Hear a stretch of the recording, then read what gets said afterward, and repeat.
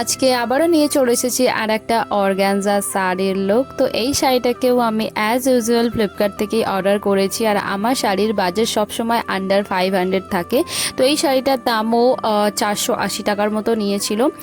আর শাড়িটার কালার কম্বিনেশনটা অ্যাকচুয়ালি আমার বেশি পছন্দ ছিল, অ্যাশ কালারের সাথে রেড এর কম্বিনেশন। আর এখানে দেখতেই পাচ্ছেন ব্লাউজ পিসটাও একদম শাড়ির মতোই সুন্দর, মানে ব্লাউজ পিসের কালারটা আরও বেশি ব্রাইট।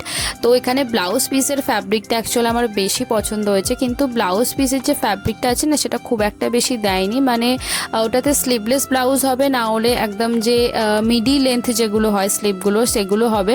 তো আমাকে মিডি লেন্থের যে ব্লাউজগুলো হয় সেগুলো পরলে একদমই মানায় না। কিন্তু যাই হোক, আমি আপাতত এটাকে আমার একটা স্লিভলেস ব্লাউজের সাথে পেয়ার আপ করেছি। আর তার সাথে পরেছি একটা গ্রিন কালারের চোকার। আর বেশি কিছু অ্যাক্সেসরিজের এখানে আমি ব্যবহার করিনি, একটা সিম্পল লুক আমি ক্রিয়েট